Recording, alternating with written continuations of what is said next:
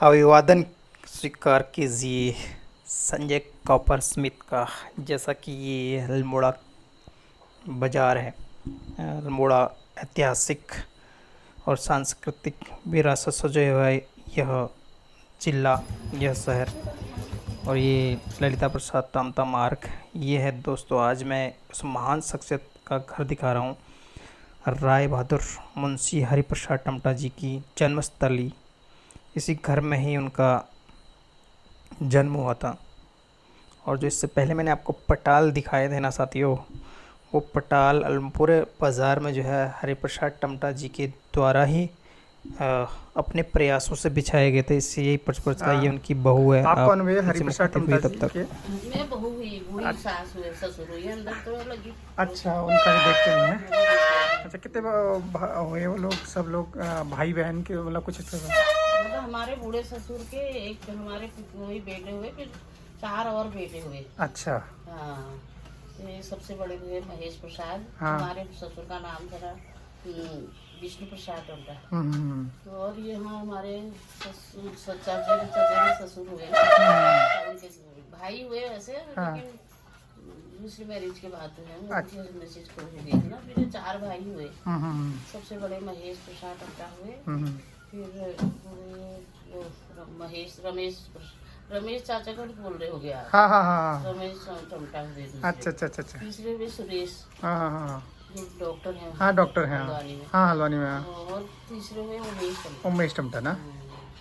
तो ये चारों भाई हुए। हाँ। और भाई है वो लोग, उसके ऊपर वाले में उनका मकान है। अच्छा अच्छा अच्छा। और एक बुआ वाले हैं, हमारे बुआ भी यहीं आ गई थी ना, हाँ, हाँ, हाँ। की बहन, तो उनका परिवार है एक। अच्छा अच्छा अच्छा। वो है मोहनलाल टमटा, मोहन प्रसाद टमटा। हाँ, अच्छा अच्छा अच्छा। तो उनकी बच्चे 3 लड़के हैं, 2 लड़के हैं, 2 लड़कियां हैं। वो भी ये बगल में ही उनका भी है। वो भी सब हमारे पूरे ससुर अच्छा अच्छा के अच्छा। उसमें ठहरे। अच्छा अच्छा अच्छा अच्छा। और यहाँ हम 4, हमारे ससुर के 4-5 बेटे हुए। एक हुए शिव शंकर टमटा, हाँ दूसरे हुए रवि शंकर टमटा, हाँ फिर ये दया शंकर टमटा हुए, हाँ हाँ हाँ। फिर प्रेम शंकर टमटा, फिर चंद्रशेखर टमटा। अच्छा अच्छा अच्छा। हाँ, चंद्रशेखर टमटा सबसे छोटे हुए, मेरे हमारे अच्छा, आपके हो है ना? है नहीं। अच्छा, खत्म हो गया ना? चलिए चलिए, ठीक है, थैंक यू ये जी। जो वहाँ है डिग्री कॉलेज। वो डिग्री कॉलेज संजय टमटा, ये वाला ना, हाँ। ये सावन टमटा है हाँ। यहाँ खूंट में इंटर कॉलेज में। अच्छा अच्छा अच्छा अच्छा। और सचिन ने संजय टमटा है वहाँ डिग्री कॉलेज नैनीताल, पहले यही था। अच्छा अच्छा अच्छा अच्छा। ट्रांसफर हो गया था अच्छा अच्छा अच्छा अच्छा। और छोटा वाला है बस गांव में, वो भी टीचर है। चलिए ठीक है। उसका बिजनेस भी चलता है, टीचर भी है। चलो ठीक है, धन्यवाद। हरियाणा में है ना। अच्छा अच्छा बना। तो मेरा राय मन है कि बहादुर मैं कम से कम थोड़ा सा उनसे मुंशी उनके हरिप्रसाद फैमिली से मिलूं टमटा करके जी ना। का जन्म अल्मोड़ा में जो है 26 अगस्त 1887 को हुआ था दोस्तों, इसी घर में। मैंने ना वो और हाँ, ये मेरे बहुत husband ये है। देखिए, आपको मैं उनके और ये घर के मेरे अंदर दूसरे की वाले तस्वीरें जेठ दिखा हैं। पा रहा हूँ, हाँ, जैसा कि 3, देख 4 पा रहे नंबर। होंगे अच्छा आप। अच्छा। ये 5 और अच्छा, मैं गया था उनके घर ये तक, मतलब और इस क्षेत्र में एक छोटा सा मंदिर भी है। इस और भी कदम बढ़े लोगों के तो आप देख पा रहे होंगे, जैसा कि यह क्षेत्र है, टमटा मोहल्ला ये है। और यहाँ पर एक अच्छा नज़ारा है, एक अलग ही आवाज़ें आती हैं, जो बर्तन बनाने की आवाज़ें आती हैं। आज यहाँ भी दंस है, देखिए आप, खंडहर भी बन चुके हैं कुछ मकान, और दिक्कतें हैं। ये मार्ग है ललिता प्रसाद टमटा मार्ग, और ये थाना बाज़ार से टमटा मोहल्ला की तरफ को आता है, तो आप देख पा रहे होंगे। और एक समय में दोस्तों बहुत बेहतरीन कारोबारी क्षेत्र हुआ करता था कालातीत में। और आज उनकी जन्म दिवस पर आप सभी को हार्दिक शुभकामनाएं। और आज 26 अगस्त है, और आज अब आप दिखा पा रहा हूँ जैसा कि खरे क्षेत्र का ये नज़ारा, गैर सकेड़ा में डैम के पास आज उनकी जो है, उनका हम बर्थडे सेलिब्रेट कर रहे हैं दोस्तों, और उनको याद कर रहे हैं, जैसा कि उन्होंने बहुत बेहतरीन कार्य समाज सुधार के क्षेत्र में किए थे।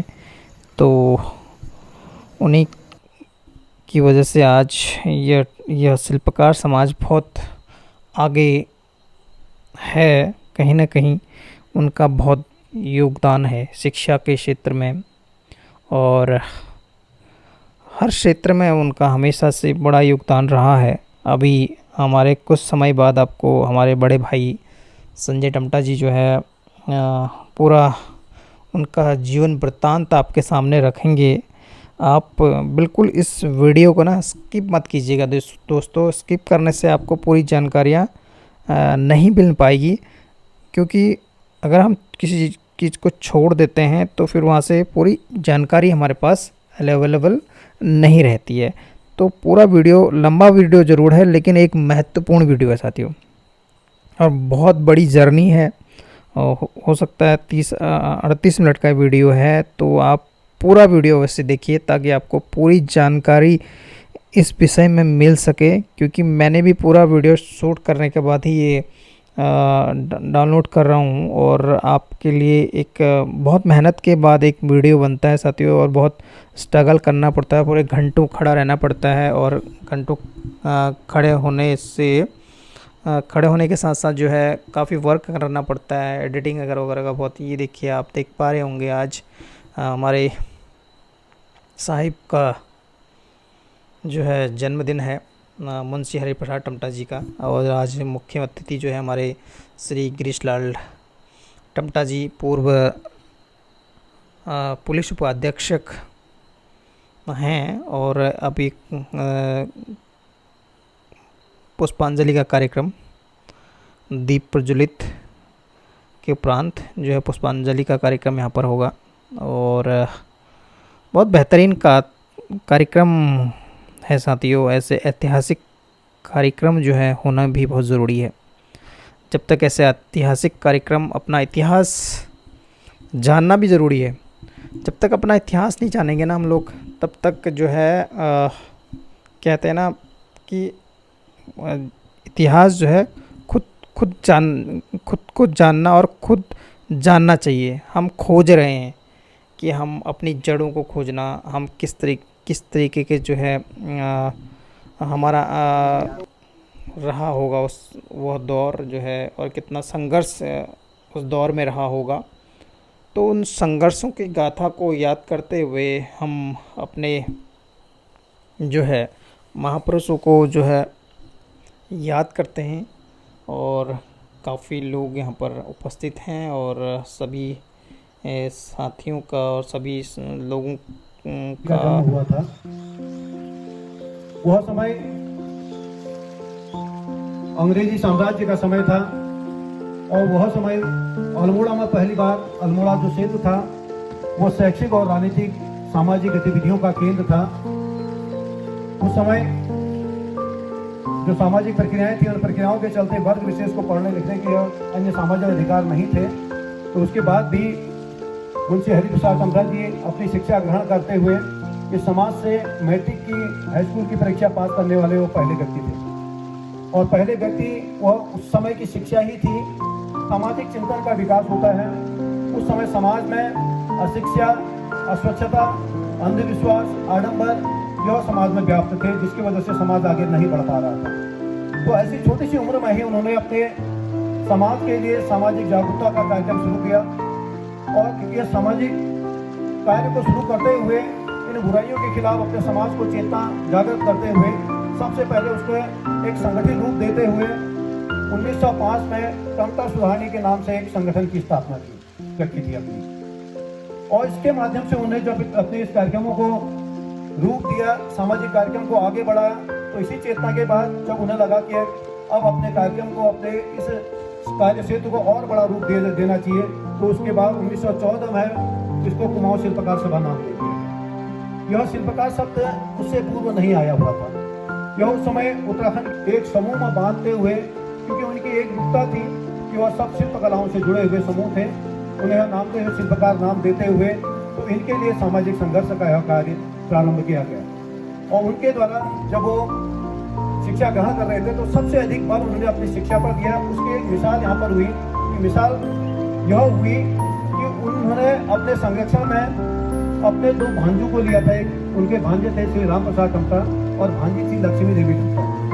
उनके शिक्षा दीक्षा उनके संरक्षण की पूरी जिम्मेदारी उन्होंने ली थी और उन्होंने दोनों को पढ़ने के लिए अल्मोड़ा से प्राथमिक शिक्षा जहाँ तक की शिक्षा थी उसको पूरा करने के बाद आगे की शिक्षा के लिए राम प्रसाद टमटा जी को उन्होंने इलाहाबाद भेजा और अपनी भांजी को बनारस में भेजा था, हिंदू विश्वविद्यालय में भेजा था। वहाँ से पढ़ लिखने के बाद जब वो 1936 में यहाँ पर आई तो वो उस उत्तराखंड की पहली स्नातक महिला रही है।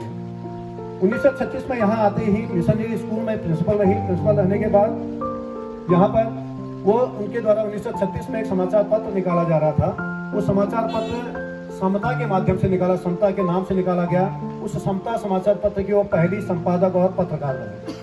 तो इस तरीके से देखते हैं तो पूरे देश के संरक्षण में इतनी बड़ी भूमिका रही कि अल्मोड़ा से, और उन्हीं के भांजे जो राम प्रसाद टमटा थे इस पूरे उत्तराखंड क्षेत्र के करने वाले बच्चों को यहाँ पर आमंत्रित किया गया है। अधिक समय न लेते हुए, क्योंकि आपका समय बड़े दूरस्थ क्षेत्र, आपका हार्दिक स्वागत करते हैं। आपने हमारा आमंत्रण स्वीकार किया। आप सीधे अपने वर्तमान और समस्त जनता और गरीब आज एक साथ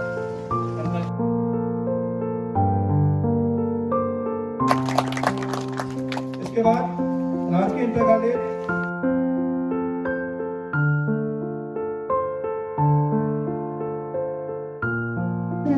चाहती थी आपका आशीर्वाद हम भी इसी तरह से बना रहे ताकि हम भविष्य पर भी अपना मुकाम हासिल कर सके। धन्यवाद। और मेरा आप सभी को हार्दिक प्रणाम। मैं आंचल जोशी DIC काकलीगैर की विद्यार्थी जो कक्षा 11B में अध्ययनरत हूँ। मैं अपनी इस सफलता का श्रेय अपनी माताश्री को देना चाहूँगी जिन्होंने मेरी साल भर साथ में ज़्यादा मदद की मेरी इस 450 देने में, और इसके लिए अपने सभी गुरुजनों का भी हार्दिक धन्यवाद करना चाहूँगी। धन्यवाद। और उसके जब ये लगातार ऐसे प्रयासों के बाद एक बैठक की, गढ़वाल के कुछ नेताओं के साथ बैठक की गई। उनके द्वारा कहा गया कि हमें भी एक बहुत बड़ा अधिवेशन बुलाना चाहिए और जिसमें हम अंग्रेजों के सामने अपनी ताकत का प्रदर्शन करते हुए यह मांग रखें। तो इस मांग को रखते हुए 1925 में को नहीं मिलता है 1925 का आयोजन। उस 25 में के आयोजन में ब्रिटिश सरकार के समक्ष प्रस्ताव दिया जाता है, 21 सूत्रीय प्रस्ताव दिया जाता है, मांग पत्र दिया जाता है। उस मांग पत्र में राज्य के रूप में ऐसे नेता सामने आ चुके थे, इन नेताओं को किसी को भी इसमें शामिल नहीं किया गया, आमंत्रित नहीं किया गया। और समझ चुके थे क्योंकि उन्हें आपत्ति इस बात से थी कि वो कुली बेगार लोग हैं, हमसे कुली बेगार, हमें कुली नहीं बनाना चाहिए। जबकि इस कुली में यहाँ पर बागेश्वर में जब 14 जनवरी को जो एक कार्यक्रम हुआ, सब रिश्ते बहा दिए गए। तो 19 तारीख को जब उसमें पढ़ने को मिलता है, जब 19 तारीख को अंग्रेजों की सवारियां वापस अंग्रेज अधिकारियों की सवारियां अल्मोड़ा की ओर प्रस्थान कर रही थी, तो उन्हें कहीं कुली नहीं मिली। तब कुमाऊं शिल्पकार सभा के द्वारा उन्हें अंग्रेज अधिकारियों को खरे के प्रधान की ओर से किसी वो अंग्रेजों का अधिकार शिल्पकार के साथ है, इसी सरकार की वजह से हमें मानवीय अधिकार मिले हैं। तो लेकिन जो है इस तरह से यहाँ से अल्मोड़ा तक पुलिस की व्यवस्था करते हुए अंग्रेज प्रशासन का साथ दिया गया था। दूसरी घटना आगे बढ़ के कुछ और आगे बढ़ती है। जब यहाँ पर साइमन कमीशन का आगमन होता है 1928 में, तो साइमन गो बैक के नारे लगते हैं। हम सब पढ़े लिखे लोग यहाँ पर हैं तो जानते हैं। तो उसी के समय उत्तराखंड में भी यही नारे लग रहे थे। उस समय जो है 1926 में कांग्रेस का कुमाऊं परिषद का विलय उसमें कांग्रेस में हो चुका था, कांग्रेस बन चुकी थी। साइमन गो बैक के नारे यहाँ भी लग रहे थे। तो उसी हवा में बहने वाले मुंशी हरिप्रसाद टमटा नहीं थे, वो अपने सूझबूझ से काम ले रहे थे कि मुझे क्या करना चाहिए। तो उन्होंने कहा हमें साइमन गो बैक से मतलब नहीं है, हमें साइमन कमीशन का स्वागत करना है क्योंकि एक नया संविधान बनने जा रहा है। हमें जो है अंग्रेजों की वजह से सदियों से मानव बनने का अधिकार मिला हुआ है। जिनको विरोध करता है वो विरोध करते रहे, हम इनके विरोध में नहीं, हम अंग्रेजों के सहयोग में खड़े हैं। तो इस प्रकार से हवा में बहने वाले नहीं, बल्कि वो अपने आप में एक अकेले व्यक्ति थे। उस समय अधिकांश जो शिल्पकार समाज का नेतृत्व था वो कांग्रेस में विलय हो चुका था, कांग्रेस के साथ आ चुके थे। तो इस घटना के साथ वो व्यक्ति अकेले खड़े रहते हैं और अंग्रेज प्रशासन का साथ देते हुए अपने समाज के हित के लिए काम करते हैं। उस समय उनकी तुलना इसी बात से लगती है कि जब डॉक्टर अम्बेडकर इस बात को लड़ रहे थे, वो राष्ट्रीय आंदोलन में शामिल नहीं हो रहे थे। उन्हें कहा था कि हमारी राजनीतिक लड़ाई से हमारी पहली लड़ाई समाज की लड़ाई है, राजनीतिक लड़ाई तो जो है बाद की लड़ाई है। वो राजनीतिक सुधार से पहले सामाजिक सुधार को चाहते थे। यही मुंशी हरिप्रसाद टमटा भी थे जो राजनीतिक सुधार से पहले सामाजिक सुधार की बात कर रहे थे। और आश्चर्य की बात यह है कि इससे पहले मुंशी हरिप्रसाद टमटा और डॉक्टर अम्बेडकर का कहीं कोई वार्तालाप नहीं हुआ था, और अम्बेडकर ने इससे पहले कोई ऐसे पत्र भी नहीं भेजे जो यहाँ तक पहुंचे थे। ये उनकी मौलिक सोच थी। वही मौलिक सोच जो अम्बेडकर से मेल खा रही थी। और जब उनका पहला मेरा जो सम्मेलन होता है तो 1930 के बाद ही अम्बेडकर से संपर्क होता है, जब राष्ट्रीय राजनीति में मिलते हैं तो ये संपर्क उनके द्वारा लिया जाता है। जब 1935 में जब यहाँ पर ये एक्ट बन रहा होता है, एक बहुत बड़ी बात और बताता हूँ कि 1935 में जब मैकडोनाल्ड अवार्ड जो हमारा इंडियन उस संयुक्त प्रांत के प्रधानमंत्री कहा जाता था, उस समय गोविंद वल्लभ प्रधानमंत्री थे उस समय। अब जो है पूरे देश भर की अनुसूचित जातियों की लिस्ट बनती है। अनुसूचित जातियां वह जातियां थी, अनुसूची में एक अनुसूचित शेड्यूल्ड बनाया गया था, उस सूची में क्रमबद्ध उन जातियों को क्रमबद्ध किया जाना था जो देश भर में जाति कह दिया गया कि उत्तराखंड में यहाँ पर्वतीय क्षेत्रों में यहाँ कोई भी अस्पृश्य जातियां नहीं रहती, यहाँ छुआछूत नहीं होता है। यह खबर मुंशी हरिप्रसाद टम्टा तक पहुंच जाती है। वो इसका तुरंत खंड गवर्नर जनरल को प्रस्तुत करते हैं। वो कहते हैं कि यहाँ कुछ पैसे जातियों को कहते हैं कि इनकी उपजातियां, जिसमें भी हमारी उपजातियां थी, इन उपजातियों को शामिल करते हुए शिल्पकार नाम से उनको वहाँ पर रजिस्टर्ड करते हैं और कहते हैं कि इन्हें भी जो है अपने प्रतिनिधित्व की आवश्यकता है। तो इनकी पैरवी करते हुए तब जाके एक बार नकारने के बाद पुनः उसको शामिल किया जाता है, तब जाके अनुसूचित जाति का दर्जा मिलता है। एक बार संविधान बनने के बाद फिर इस पर आपत्तियां आती है कि क्या स्थितियां हैं। अगर हम देखें जिस समाज को यहाँ पर अनुसूचित जाति का दर्जा मिला हुआ है, उसी समाज में लोहे के काम करने वाले, पत्थर के कारीगर, तांबे के कारीगर, बर्तनों के अन्य कारीगर और अन्य जो है जो कुम्हार हैं, इन लोगों को जो है उत्तर प्रदेश या अन्य स्थानों में शेड्यूल्ड कास्ट में नहीं रखा गया। उन्हें बाद में अन्य पिछड़ा वर्ग में रखने के बाद मंडल आयोग की रिपोर्ट में उनको रखा गया, जिन्हें संवैधानिक प्रतिनिधित्व का लाभ 1992 के बाद मिलता है। अगर सोचिए अगर यह काम नहीं हुआ होता तो इस उत्तराखंड के शिल्पकार समाज को कभी भी काम ले रहे थे यहाँ पर, उन्हें भी वह राजनीतिक नेतृत्व नहीं मिला होता। और यह लड़ाई उन्होंने अकेले लड़ी थी। 1930 के बाद तो यह लड़ाई को लड़ने के लिए अम्बेडकर और पूरे देश भर का नेतृत्व सामने आ गया था। अभी तक इस लड़ाई को उत्तराखंड में अकेले लड़ रहे थे। 1935 के बाद जब संविधान बन जाता है, 1936 में वो अपनी एक जब उनको महसूस होती है, उस समय जो है शक्ति अखबार निकलता है, अल्मोड़ा अखबार निकलने लग जाता है, पूरे उत्तराखंड से और भी अखबार निकलने लग जाते हैं। सभी अपने अखबारों के माध्यम से अपनी बात अपनी जनता तक पहुंचा रहे थे और वो रिकॉर्ड रख रहे थे उसको। एक अखबार को महीने भर भी लोगों के पास उसे संभाल कर लोग रख रहे थे। तब मुंशी हरिप्रसाद टम्टा जी भी महसूस करते हैं कि हमें भी अपना एक अखबार निकालने की जरूरत है। जो दर्द आज हमारे सामने है वही दर्द उस समय भी था। तो वो एक समता पत्र निकालते हैं अखबार। समता पर अखबार जब निकाला जाता है, अखबार निकालने के बाद अब उस अखबार को छापने के लिए कोई तैयार नहीं था। मेरठ प्रेस में छापने के लिए जा रहा था और उसके लिए प्रेस लगाने वाली बात आई थी। तो एक बार मुझसे दया शंकर टम्टा जी बता रहे थे कि अल्मोड़ा में जो प्रेस लगी थी, उनके द्वारा जो प्रेस स्थापित की गई थी, उसमें सबसे बड़ा डोनेशन किया गया था। खरे के लोगों ने सबसे बड़ी हिस्सेदारी उसमें की और खरे के लोग भी उसके हिस्सेदार हैं। उन्हें बताया कि जो अल्मोड़ा में प्रेस लगी थी, खरे के लोगों से चंदा लेके, क्योंकि प्रेस लगाना बहुत बड़ी बात थी। सेकेंड हैंड प्रेस एक मेरठ से आई थी, उस समय बताया था ये चीजें वहां पर होने हुई।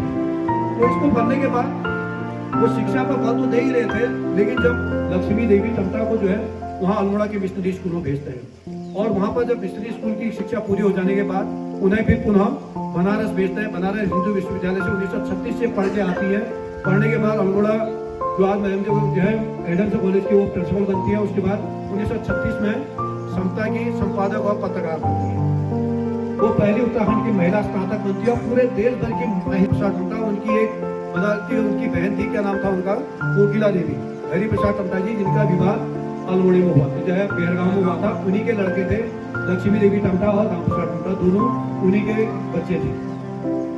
तो ये घटना एक सामान्य परिवारों से निकल के यहाँ तक की जो बात आई थी, आगे तक पहुँचाने की बात आई थी, तो मुझे हरिप्रसाद टम्टा जी का ये महत्वपूर्ण भूमिका थी। उसके बाद उनके द्वारा जब उनके प्रयासों से जब लगातार अंग्रेज सरकार दे रही थी कि अंग्रेज सरकार के पक्ष में खड़े हैं, सामाजिक कार्य कर रहे हैं, उनके कार्यों से प्रशंसा होते हुए 1930 में उनको राय बहादुर के साथ ही स्पेशल मजिस्ट्रेट की उपाधि देते हैं। उस स्पेशल मजिस्ट्रेट के चलते जिस व्यक्ति को पावर मिलती है उसको कुछ सरकारी अधिकार भी मिल जाते हैं। उसका एक प्रोटोकॉल भी होता है, वो कहीं भी जाएगा सरकारी डाक बंगलों में रहेगा और किसी भी सरकारी विभाग का निरीक्षण कर सकता है और सरकारी विभाग करवाए जो है कर्मचारियों के खिलाफ कुछ कार्रवाई करने का उसको अधिकार भी था। यह किसी सिविलियन को मिला हुआ पहला अधिकार था उत्तराखंड। तो इस अधिकार का उपयोग करते हुए वो पूरे गढ़वाल और कुमाऊं का दौरा करते हैं और पूरे इसमें जो है गढ़वाल के कई लेखकों ने उनके बारे में लिखा भी है। जब वो अल्मोड़ा में आए थे क्या क्या सुधार हुए थे वहां पर, जब बैठने के लिए एक साथ स्कूलों को अलग बच्चे बैठाए गए थे। जब मुंशी हरिप्रसाद टम्टा के आने की खबर मिली तो टीचर ने सबको एक साथ बैठा दिया। वहाँ टीचर में उनका ऐसा भय था समाज में कि आज आने वाला है निरीक्षण में सब बच्चों को एक साथ बैठाना। उस समय प्रेयर क्लासरूम सब अलग अलग वहाँ पर हुआ करती थी, यहाँ की अपेक्षा गढ़वाल में ज्यादा है। जब उन्हें बार बार वहाँ के भ्रमण किए तो ये क्रांतियां वहाँ पर आई। शांता वासुमत के द्वारा किया गया। 150 स्कूल उस समय खोले गए, इस क्षेत्र में भी ये आया। तो इन सब कार्यों से हम अनभिज्ञ हैं। तो हमें लगता है कि अगर उनके बारे में अगर हम गंभीरता से सोचें तो वो, मुझे लगता है अगर वो नहीं होते, उनके द्वारा प्रयास नहीं किया होगा तो ये उत्तराखंड का शिल्पकार समाज की स्थिति को देखते हुए कि जो लाभ 1992 में मिला था वो लाभ उन्होंने 1950 में ही मिला था। तो इन सब कारणों के चलते हमें लगता है कि इस क्षेत्र के हमारे सामाजिक जो पढ़ा लिखा जो शिक्षित वर्ग है उसकी जिम्मेदारी बनती है आपके समाज के महापुरुषों की विरासत को अपने जनता तक पहुंचाए। वो पहुंचा रहे हैं। मैं ये समझता हूँ चाहे व्हाट्सएप से ही पहुंचे, चाहे समाचार पत्रों से पहुंचे, चाहे आम लोग जो आए हैं, आप लोग घरों में जो बात बताएंगे वो बात प्रभाविता होनी चाहिए। मैं इस बात को भी सहमत हूँ। इस बात से भी पढ़ी लिखी महिलाएं हैं जो सामाजिक क्षेत्रों में हैं, उनको भी इसमें आमंत्रित किया जाए किसी प्रकार से। थोड़ा बहुत लोग यहाँ पर आएंगे वो बोलते हैं तो हम असली श्रद्धांजलि नहीं दे पाते। हमको वहाँ भूलना नहीं है।